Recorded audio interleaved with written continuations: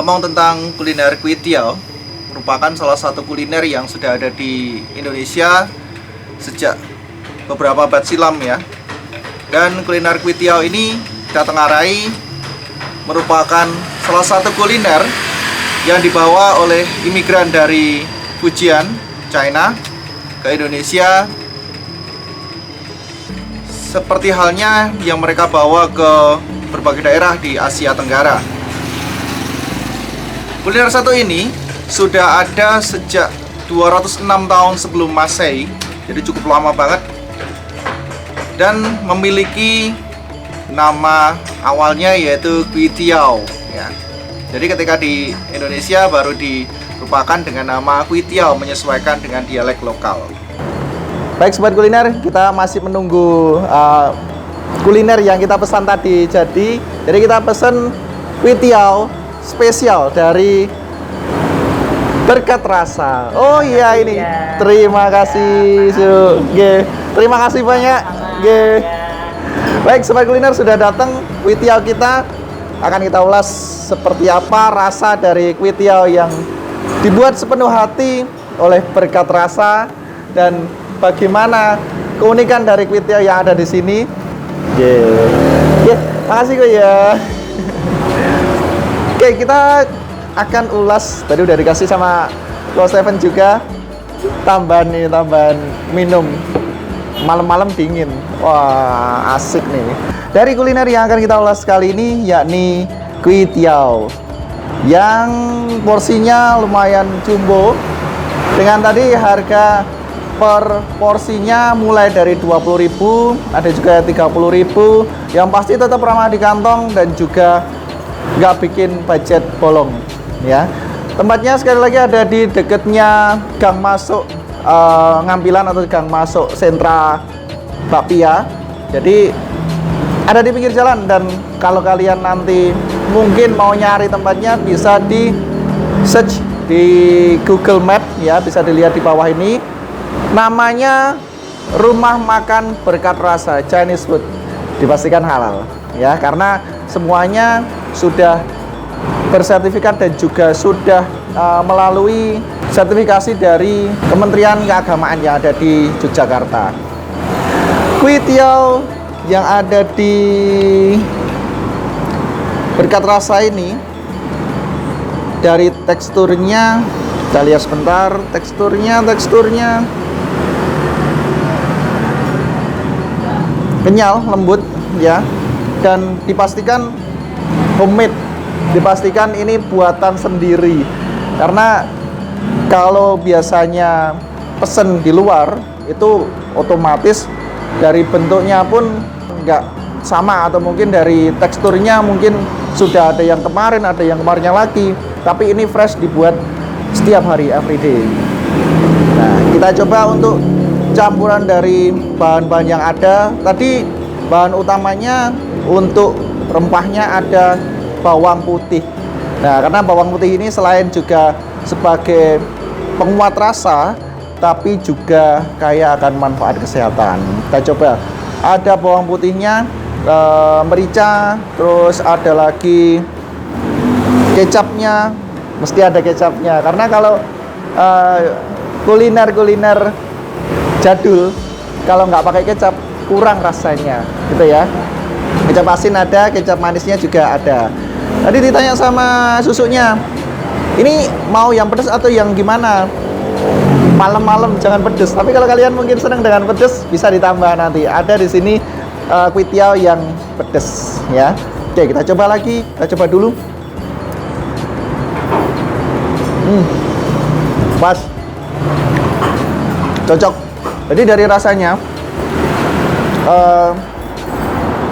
asin gurihnya ini lebih kerasa dari bawang putihnya, sama sedikit pedesnya dari merica. Karena tadi aku kan requestnya nggak pakai sambal, nggak pakai ini ya, cabai, jadi nggak pedes, dan kerasa gurihnya lewat bukan dari perasa tapi dari bawang putihnya tadi gitu ya. Oke, terus ketika digigit Kenyalnya itu nggak kenyal putus gitu nggak, tapi kenyal ketarik dikit baru bisa dikunyah begitu. Jadi kenyalnya kenyal gimana ya? Kenyalnya kenyal enak gitu loh. Jadi enak banget. Nah, ketika sekali lagi digigit itu kenyalnya nggak nempel di lidah, nggak nempel di atas langit-langit, tapi bisa bener-bener nggak kayak kita kesedak begitu. Oke. Terus campurannya selain itu tadi ada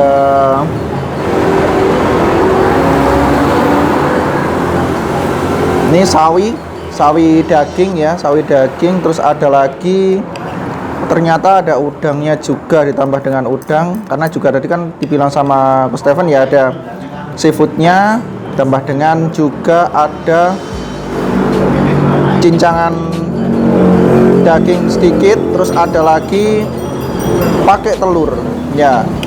Kombinasi yang sempurna untuk kuliner yang berakulturasi dari budaya Tiongkok, yang sudah mengakulturasi di mendarah daging di budaya Indonesia.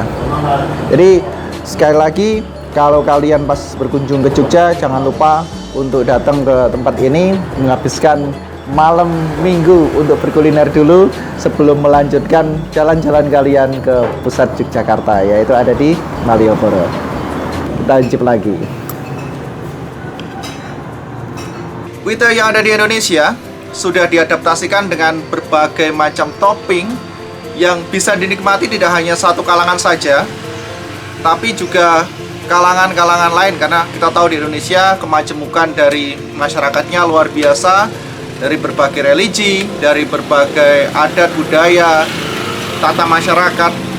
Dan ketika Kwitia masuk ke Indonesia dengan bentuk aslinya, pertama kali menggunakan daging dari babi, kemudian di Indonesia disesuaikan dengan kondisi masyarakatnya, menggunakan bahan topping yang bisa aja tanpa pakai seafood, bisa aja pakai udang, atau bisa aja pakai daging sapi, atau malah juga kadang ada yang pakai daging kambing gitu.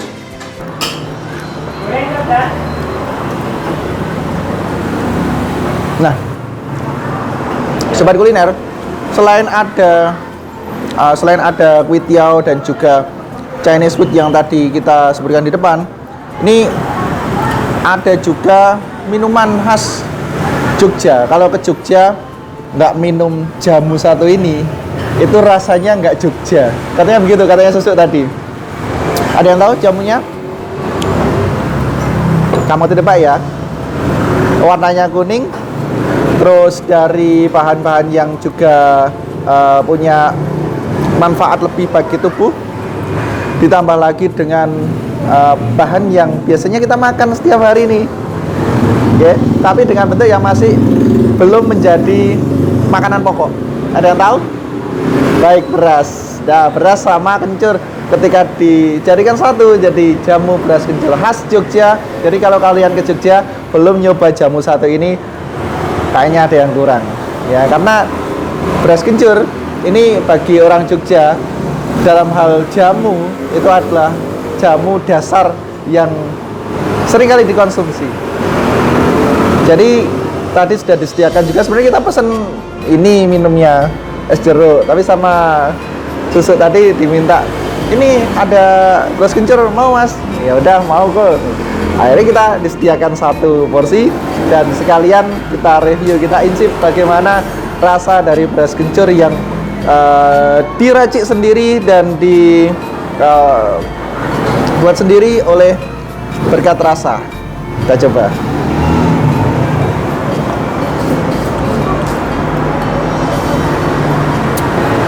Pakai es, tapi angetnya masih kerasa.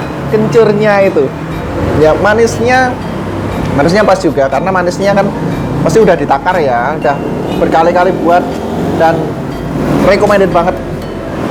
Jadi selama aku minum beras kencur, ini salah satu beras kencur yang jadi rekomendasi kalau minum beras kencur ya. Sekali lagi karena rasa manisnya nggak bikin kita kesedak, nggak bikin kita serik di ini ya, di tenggorokan. Tapi rasa manisnya kecampur sama rasa pedesnya pedes dari kencur tadi. Tapi bukan pedes Lombok, bukan pedes ini ya, bukan pedes cabai, tapi pedesnya pedes beras kencur. Oke. Dan yang pasti kalau beras kencur bisa juga diminum tanpa es, bisa juga diminum pakai es. Terutama pas hawanya juga panas ya. Meskipun tadi kayaknya agak mau hujan, tapi ternyata nggak hujan ya, agak panas dikit nggak apa. Oke. Beras kencur khas Jogja, produksi dari Berkat Rasa, bisa kalian nikmati juga ketika kalian kesini sambil makan makanan Chinese atau Chinese food. Yang pasti harganya juga tetap terjangkau, tidak buat kita jebol di kantong, dan pastinya tetap mengindonesia dengan akulturasi budaya kuliner yang ada di sekitar kita. Satu hal dalam hal kuliner Indonesia, jangan lupa untuk mengapresiasi kuliner yang ada dengan cara kalian datang ke tempat kuliner itu tadi, tidak hanya sekedar nanya, tapi juga membeli dan mencicipi kuliner itu, serta mendokumentasikannya.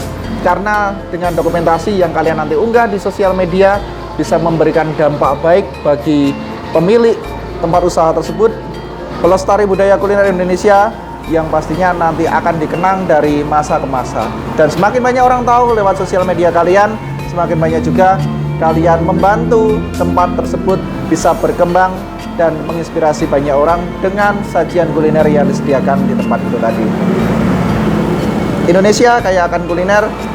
Indonesia tidak kalah kulinernya dengan kuliner-kuliner yang ada di luar negeri. Dan kuliner di Indonesia pasti cocok dengan kondisi lambung masyarakatnya.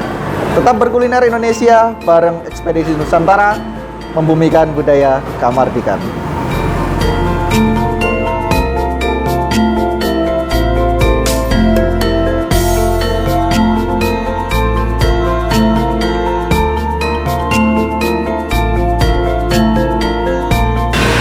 Kan airnya habis ya, jadi tandanya Wittier Disney memang recommended.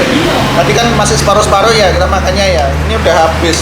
Jadi reviewnya, nah namanya review ya harus dikit-dikit karena belum kita shoot. Kalau ini sudah kita shoot, kita habiskan sekalian. Pokoknya tetap bareng kuliner lokal, kita habiskan video di jam 8:30, jangan sampai nanti lebih dari jam 9 biar nggak kelamaan pulangnya. Karena ini masih ada di tengah kota Jogja, kita rumah ada di pojok sana, belum malaman nanti jalan sepi, ya. Gak wedi, tapi yang mau di Karingu, jadi otomatis ya cepet kita habiskan dan nanti kita balik ke rumah, ya. Besok masih ada hari lagi, besok masih ada waktu lagi untuk kita mengulas, mereview kuliner-kuliner yang ada di Yogyakarta, masih bareng sadar dan kuliner lokal sama Ekspedisi Nusantara, membumikan budaya Kamardikan.